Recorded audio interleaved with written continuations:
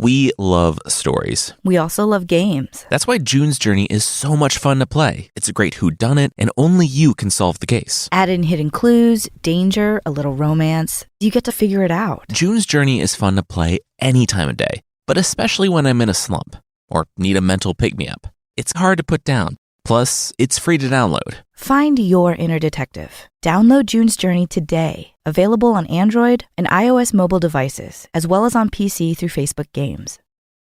Quick disclaimer. This week, there are numerous executions played for laughs. It'll make more sense later. It's not super graphic, but I've had people writing in wanting more warning when there's dismemberment, so here you go. Please check out the post on mythpodcast.com, linked in the show notes, for more info. This week on Myths and Legends, it's a story from 1001 Nights, where we'll see how that hot tub might just change your life forever, and that signing your life and soul away to a shifty warlock might actually work out for you. The creature this week is a buff peacock who likes to gossip.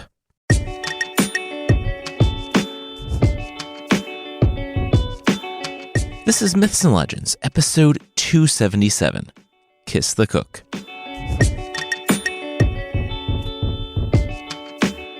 This is a podcast where we tell stories from mythology and folklore.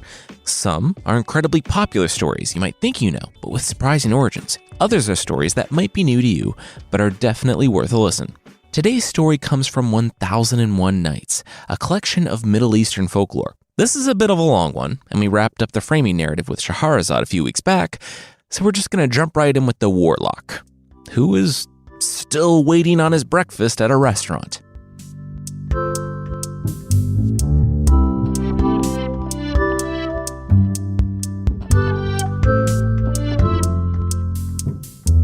The warlock was happy to be back in the big city. Baghdad, the center of the world. You could find anything here, like a tear-soaked omelet. He watched the cook at work, or whatever that was. 20 minutes to make a breakfast because the man needed to stop for cry breaks.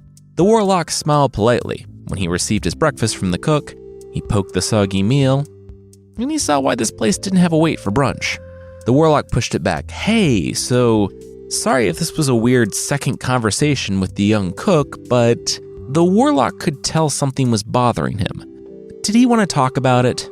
The cook wailed. The warlock stood and rubbed the man on the back. Oh, there, it's okay, there we go. Let it out, bud. The cook hugged the warlock and sobbed, saying that if the man was serious about wanting to see what was crushing his soul, he should come by around noon. The warlock said he would be back, and left to take in the sights. It was more out of curiosity than anything that brought the warlock back to the restaurant around noon. He was a few minutes late, and the cook let him know it. He was standing at the door, gesturing wildly for the warlock to get inside, now. The warlock shook his head. This was a bit of an aggressive way to get customers. He was souring on this place by the minute and briefly considered making a Yelp account just to trash it. But then he realized the street, the main thoroughfare, was deserted. All the houses, stores, and windows were shut. He listened to the cook and got inside quickly. This is different, the warlock stated, as the cook sealed the door behind him. The cook said, yeah, it was the princess. She bathed at noon every day. Does she, bathe in the street? Why does everyone have to be inside? The cook said no, she goes to the public baths, but the caliph, her father, forbade anyone in the city from seeing his daughter, even fully clothed. The warlock nodded. Oh, it was one of those deals. Got it. The last time he was here, the caliph didn't have kids yet.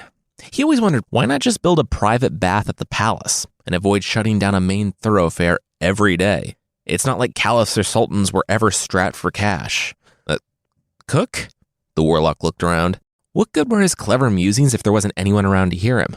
He went upstairs, where he saw the cook sitting at the center of mirrors. It was funhouse level in its complexity. The warlock quickly traced the line from the cook's eyes until he saw a mirror angled to catch the street. The cook held his breath until he saw something, and then he collapsed in his chair with a swoon. The warlock nodded. Yep. He thought he understood what was happening here. So, you're in love with the princess, the warlock said, when the cook came to. The youth made a fist and looked off toward the ceiling. Yes, curse his heart. From the moment he spied her in the street, his heart had been hers, but alas, they were not to be. They were star-crossed, mainly because she didn't know he existed, but also mainly because even to look at her was to invite execution. So he would pine and waste away and die in want of love. I'm sorry, the warlock held up a hand, stopping the young man. This was getting a little heavy on the romance stuff, and he found all that pretty insufferable. The warlock would cut right to it. He was a warlock. Did the cook want to be with the princess? The cook grimaced, like the warlock was speaking in a language he couldn't comprehend. Me? Be with the princess? Forsooth! But I am a humble cook and she is the progeny of the Oh my gosh. Do you want to be with the princess? It is not a difficult question, and the answer is yes. Say yes. The cook nodded. Oh, okay. Yes? Good. Wow. Okay, like I said, I'm a warlock. I can make things happen, but the main question is, what's in it for me? The kid said that he would give the warlock everything he owned, his life, his soul. The warlock blinked. Wow. The kid was quite the negotiator, but sure. Everything he had and was and ever would be. Deal. All right. The cook looked down. What was the warlock doing? Wait, was that a shoulder bone? Yes, the warlock said, pulling a shoulder bone out of his pack. Don't worry, it's not a human one.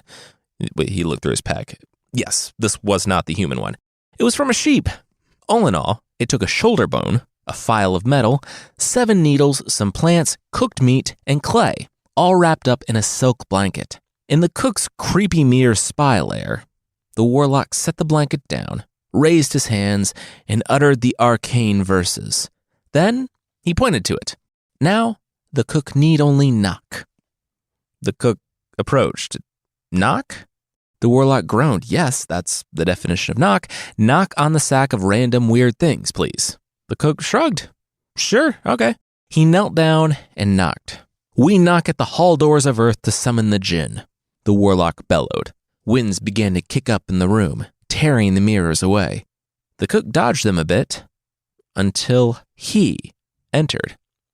A genie, tall and shimmering, standing next to a basilisk, a snake monster. They both looked down at the pack at the center of the floor. Warlock? The warlock held up his hands, up. He wasn't the one who knocked. Okay, but this is a one-time thing. You know that, right? The genie said. The basilisk, who I can only assume was also a genie, just in that form and along for the ride, nodded. Yes, I know. Please, just do the thing. The warlock pointed to the cook.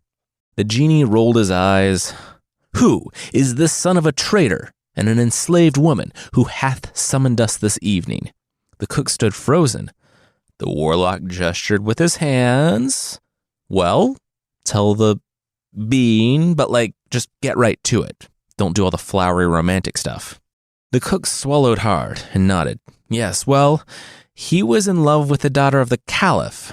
He desired her love in return. The genie said that, well, they couldn't do that. He could be specific, though. Did he want to meet her? Want her to be brought to his room that night for, The cook's jaw dropped. Wait, what? They could? I mean, once again, the genie spoke up. We can't make her love you, but if both of you are into it, sure. And let's pretend that this was the level of consent the original was absolutely concerned with. Okay, so we'll bring her bed here at night, and in the morning we'll take it back. No biggie. That's your wish? That's all? The cook scoffed. That's all? That was only the singular cry of his heart. He will be forever indebted to the genie and just say yes, the genie said. Oh, okay. Yes, the cook replied. The genie nodded. Cool. All right.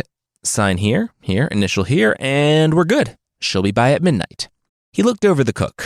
Oh, and also you might want to clean up a bit. You never get a second chance at a first impression.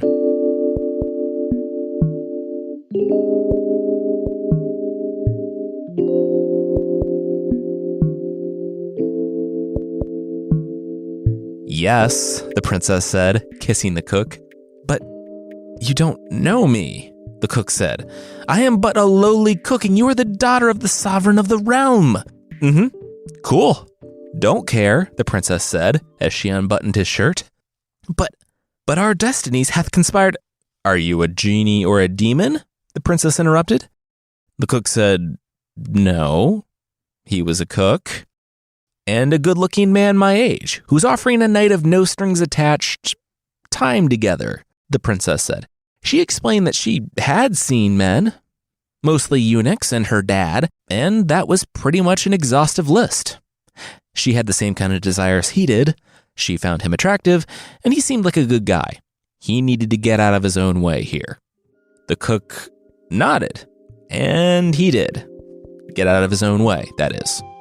We'll slowly drift up to the cook's curtains, the ones that he bought just that afternoon to class up his room a bit, gently blowing in the wind.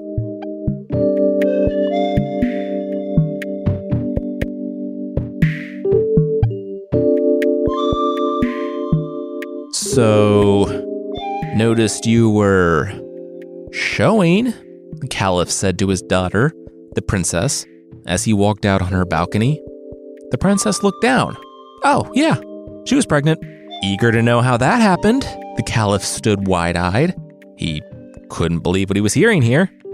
Well, pretty much how it usually happens, the princess retorted. You know, I could have you executed for that. I'm a medieval monarch. I can have basically anyone executed for any reason, the Caliph said, and then slammed his fist down on the table. Yeah, but you won't, the princess said with a smile and left the room. I hate how right she is, the Caliph said to his vizier when he was back in his own chambers. Still, we have to know who the father is, so I can have him executed. The Caliph narrowed his eyes. The vizier shook his head. He didn't like how the princess, a young woman, was defying his Caliph. Wasn't right. Well, just wait till you have kids. You'll see, the Caliph said. Still, they needed to figure this out. The vizier said he might have a solution. There had been whispers among the staff that something strange was happening in the princess's room after dark.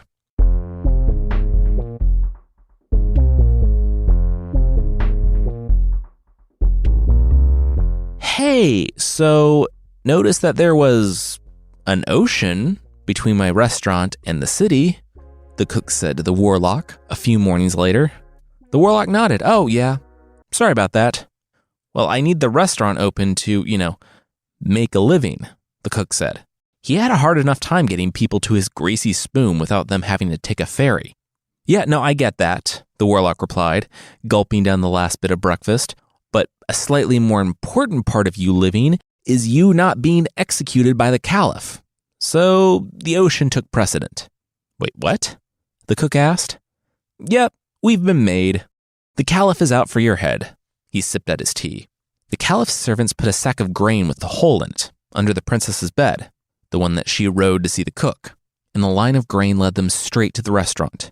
Had to make an ocean between us and them to have any time to explain the plan. The cook took a seat and started hyperventilating. Verily none are so cursed in matters of the heart to be hunted by the sire of thine own love. You done with that? The warlock asked the cook, because he did have a plan, like he said. He explained the plan as somewhere, about a league away, the Caliphate's navy was having a difficult time with that ocean that had somehow popped up in the middle of Baghdad. The warlock watched through a looking glass as the Caliph ordered what was left of the ship's back. He shook his fist at the far-off restaurant, screamed a few curses neither of them could hear, and then boarded his litter to be taken back home. The warlock closed up the looking glass. All right, time to go.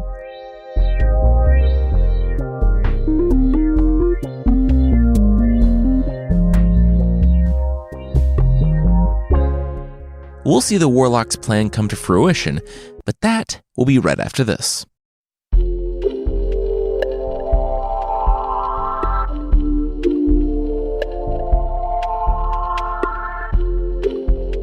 Back at the palace, the Caliph was as confused as he was enraged. It was the weirdest thing. He went to the address of the cook. Next door, normal house. The address was an ocean stretching on for miles. House after that, normal. He went to the next street over. completely normal, except when you looked at the back of the restaurant and then there was the ocean. As he entered his throne room, he knew the cook couldn't evade him forever. The waters were choppy and dangerous, but he would spare no expense to find and kill the cook and...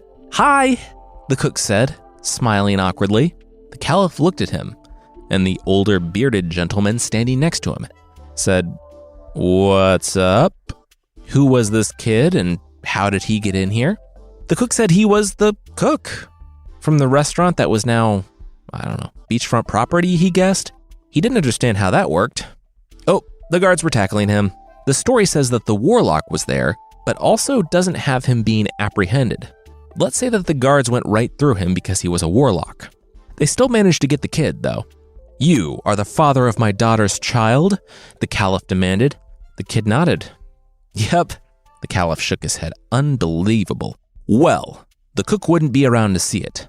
The Caliph pointed to his guards. "Get the bad carpet." And they did have a carpet they used when they had to do indoor executions. My guess is that it had been a gift to the Caliph, that he let go past the return date, and it really just clashed with everything in the room, so he just decided to use it to absorb blood from state-sanctioned indoor murders. "Any last words?" the Caliph sneered. "Just kidding. The kid didn't get to say anything. Kill him." The headsman raised the axe. The cook winced, and a head rolled. The cook opened his eyes. Oh my gosh, I am so sorry," the headsman said to the Caliph. He had accidentally beheaded one of their guards. Okay, in his defense, he was always telling them to back up. He needed a lot of wind-up or else it wouldn't go all the way through with the first try. Oh, no. The headsman barely even felt it take the man's head off. The Caliph grimaced. Wow, just right off like that. Okay, kind of took the fun out of the execution, but... Okay, it's okay. Try again. The headsman nodded. He hefted the axe back up over his shoulder. Absolutely. Won't let you down, boss. But he already did. When he brought the axe up to his shoulder, he, again, accidentally, found the neck of one of his coworkers, one of the many guards in the room, and instantly beheaded him. It was chaos. The headsman said he had no idea how that kept happening. Oh my gosh, he was so fired, wasn't he? His one talent was killing people who couldn't fight back. How was he going to find a job after this? Also, how sharp is this blade, he said, swinging it around to inspect it. He didn't hurt one of his coworkers this time. They had backed away to the edge of the room, but the headsman himself slipped, fell, and became his own last victim. The grown men in the room were screaming and holding each other at that point, all but the warlock and the cook. They both waited for the room to settle down. "So," the warlock said, trying to get control of the situation, "that was just a small sampling of my power." The Caliph sat stunned. Wait, the warlock had done all of that? The warlock nodded. Further, he was determined to see this kid successful in his endeavor to marry the woman he loved, the princess. The Caliph was about to laugh out loud, but the warlock held up his hands. Now, before the Caliph gave his answer, the answer's no, by the way, the Caliph blurted in, "Before you give your answer, wanna see some magic tricks?" The story says Allah taught me occult knowledge, so all this is above board. The Caliph thought about it. Answer was still no on the marriage thing, but he did want to see some close-up magic. Preferably no beheadings, though. He was good for like a week and a half on those. The warlock nodded. Deal. No more beheadings. Maybe a hanging, but no more beheadings. Cool, all right. As the guards dragged the bodies from the room and started mopping, the warlock pointed a thumb over his shoulder to the 2 stone lions who sat by the door. Did the Caliph ever want to see those 2 things fight? The Caliph said he did now. The warlock smirked and snapped his fingers. Instantly, the stone lions came to life and went for each other's throats. The whole room stood in amazement as the 2 marble monsters swiped at each other, tumbled, and lunged. The warlock snapped his fingers again, and the lions began to shrink until they were house cats, then kittens. Their battle went from bloodthirsty to playful, and they tumbled out of the room. The Caliph clapped.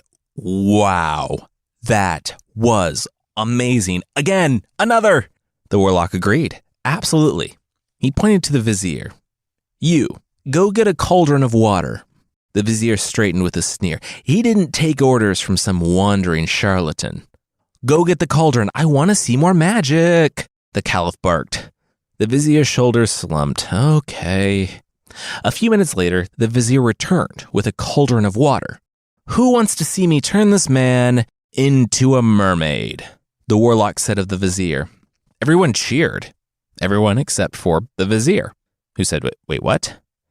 Come on, vizier, get in there, be a mermaid, the caliph said. The vizier said he didn't know about this. The caliph started up a cheer. Mermaid, mermaid, mermaid. The rest of the room joined in. Mermaid, mermaid, mermaid, mermaid, or I'll have you executed, the caliph added on. The vizier nodded. He understood that, loud and clear. He turned to the warlock. Just get in? The warlock shrugged. Yep, just step in. The vizier took a deep breath. All right. Next stop, mermaid. He sat on the edge of the cauldron and leapt in. There was a splash of water, and the vizier gasped. She was underwater, a mermaid. She had the strangest dream. What is it, sister? Another mermaid swam by. The vizier, the mermaid, said she had this weird dream that she was the advisor to the human caliph. She had who's-its and what's-its galore walking up there on those, what do you call them? Feet. Humans call them feet, the other mermaid said. Right, the vizier said. Her word finding was off today. Maybe she should go for a swim to clear her head. The vizier, and I'm just going to call her that, the story makes it clear that they're the same person, and saying the mermaid isn't specific enough. The vizier and her sisters flippered up to the surface and burst through the water. There, off the coast, they saw a fisherman. The vizier mermaid remembered her dream. The humans, it had been so real, so vivid. It felt like she had a whole life on the surface. She shuddered, remembering herself as a sad, angry man. It was probably her dream, but she felt drawn to the human on the shore. She told her sisters that she would be right back. When her fish tail touched the sands of the shore, it began to turn to legs, human legs. Soon, she rose and waved hello. The fisherman offered her a cloak, and she sat down next to him. The pair talked about the weather, and the vizier mermaid told him where to find the best fish. They sat there most of the day, until it was time for him to go. When the fisherman stood, net full of fish slung over his back, he asked the vizier mermaid, hey, did she want to meet someone? They were married almost as quickly as they had fallen in love, the fisherman's son and the vizier mermaid. She swam out to tell her sisters of their love, and they were so happy for her. She and her husband lived with their in-laws until their first child. Then, the vizier mermaid and her husband decided that they needed a place of their own. They found a small cottage by the seaside, filled it with children, and they were happy.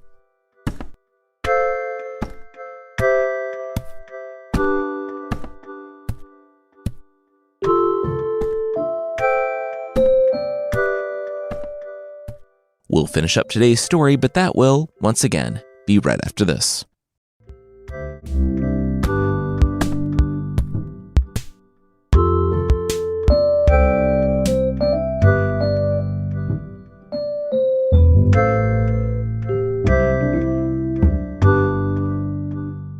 "15 years later, the vizier mermaid kissed her husband and took the toddler into her arms. He arched his eyebrows. It was that time already. He's half mermaid, merperson, the vizier mermaid said. The kid was overdue for his first swim. Even with 7 of them, I will never get used to it, the fisherman's son laughed. Well, shouldn't have married a mermaid then, the vizier winked. Her husband shook his head. He wouldn't change a thing. The mermaid vizier walked her son out into the water, where she couldn't touch, then floated up. Her legs merged, becoming a fin. She held her baby close and let him go. There was always a moment of panic with the little ones, but it was easier than taking them when they got older. The panic quickly subsided, and the water became like air to them.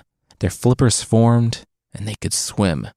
That's what happened to her son, her 7th child. As she watched him, she thought about her life here. It had been glorious, like a dream. As soon as she thought that, she coughed. She took a deep breath and started choking. She started flailing. She couldn't breathe. She watched her mer-son floating there, a look of confusion on his face. The mermaid vizier had to get to the surface. She couldn't breathe. Their head broke the surface of the water. Mermaid, mermaid, mermaid.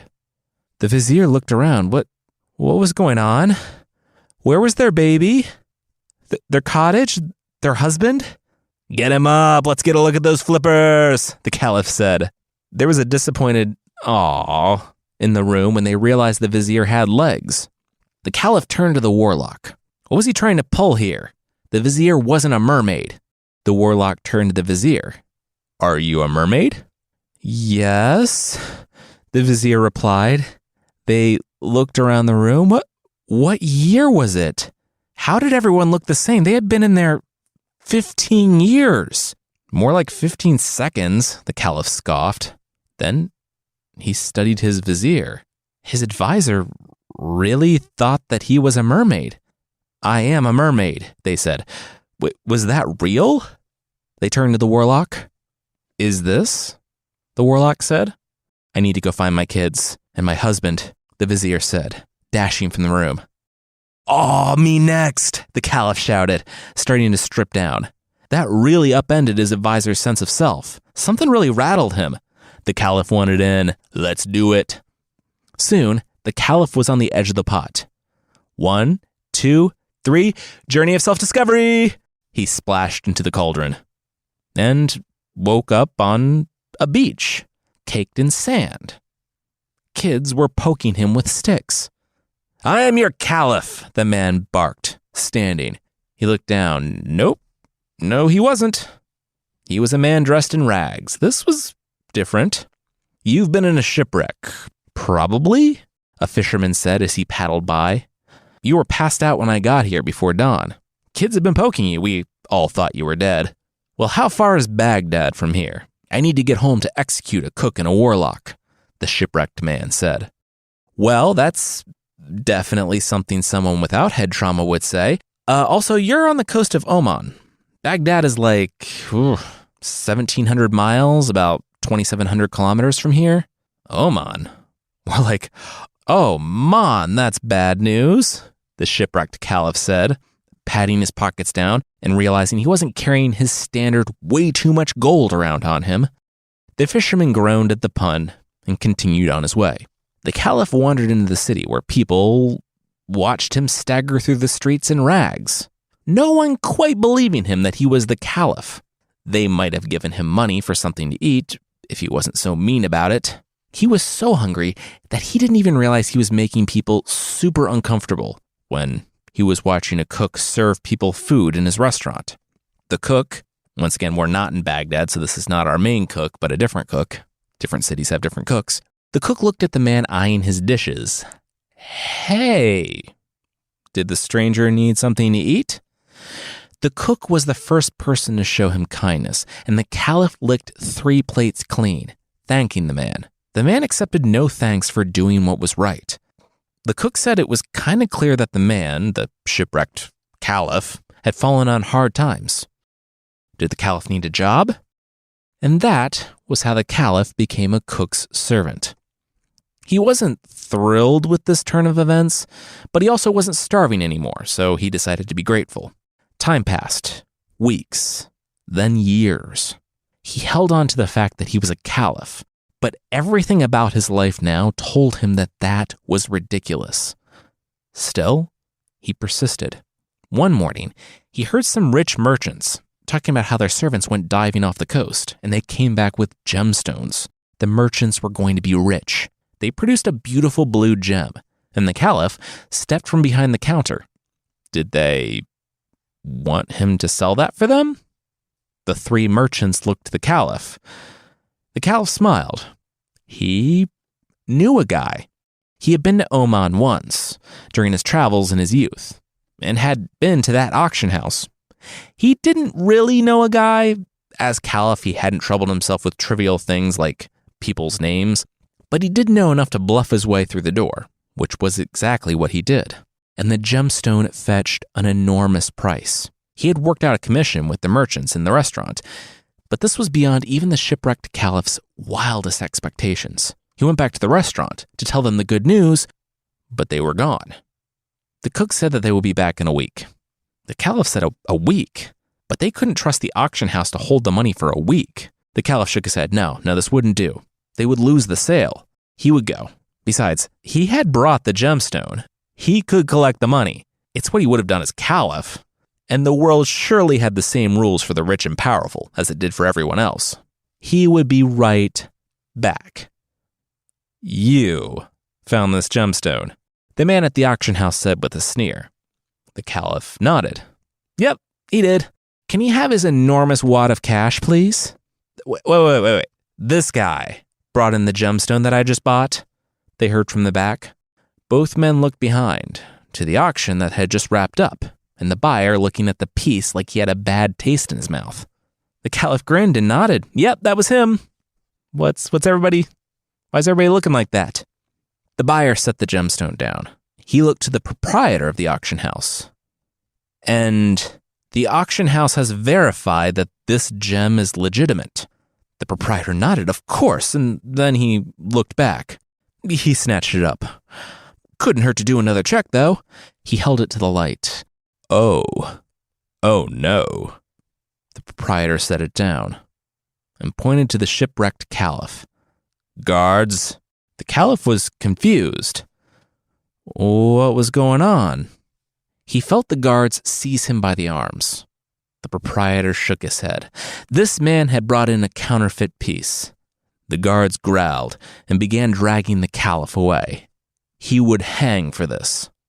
The Caliph said, hang? Counterfeit? What? What was going on? They verified it earlier. It was only because he looked like he was down on his luck. He was a cook's servant, and they were having him executed because they believed the worst out of their own prejudices. And he got it now. Rats. Life lessons. The trial was quick. The shipwrecked Caliph had no way of defending himself, despite his complete innocence. The gemstone was quietly sold to the same buyer, this time without the Caliph or the merchants getting their cut, and the Caliph was scheduled to be hanged in 3 days' time. Led up to the gallows, the Caliph made about 3 different attempts to break free and run for his life, but he was bound and dragged. The chains around his neck caught his tears as he said he would be different. The warlock guy, if you're out there, I'll be different. The guards kicked him off the platform. The chains tightened, and the Caliph couldn't breathe.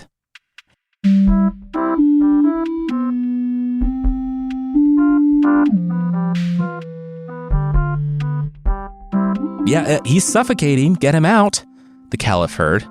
A half-dozen men pulled him from the cauldron, and he vomited a mouthful of water. He looked around. It had been years. He breathed. He was back. All right. Oh my goodness. Yes, he was rich again. The Caliph turned to the cook, the one who had been with his daughter. He said he should not have assumed the worst about the boy, just based on his position in life. His daughter was obviously very happy with the cook, and he winced. If his daughter chose, she could marry the cook.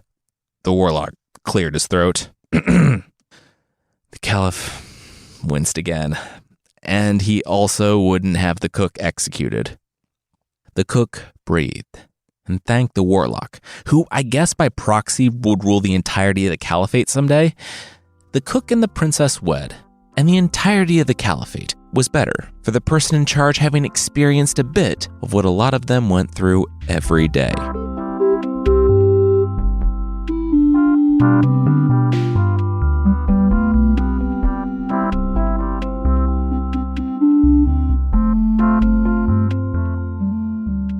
I like this one because it seemed like what would happen if you combined Aladdin with Rick and Morty. That warlock was just so completely above everything and in control of every situation, throwing the most powerful people in the caliphate into years of completely different lives just as like a magic trick.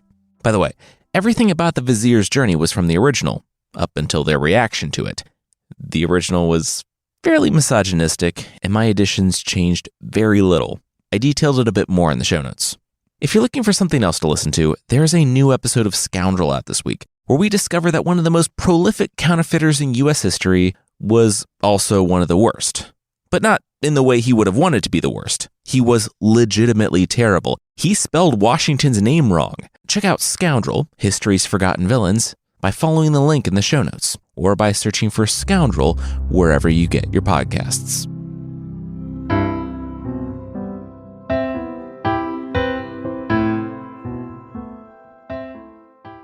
The creature this week is the Murghi-i-adami from Islamic folklore. Now, if you see two muscly peacocks with human faces talking in the wilderness, you're probably going to want to listen. And that's not only because there are two jacked peacocks actually talking out there in the wilderness.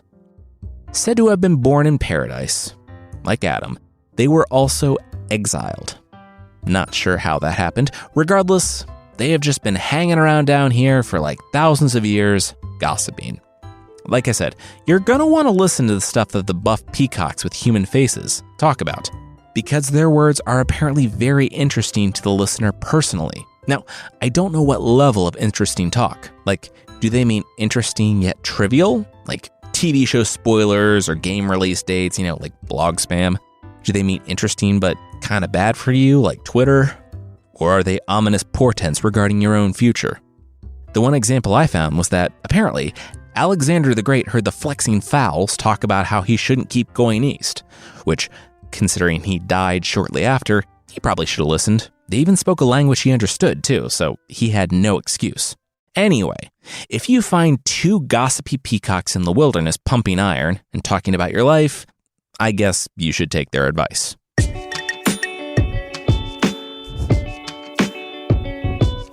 That's it for this week. Myths and Legends is by Jason and Carissa Weiser.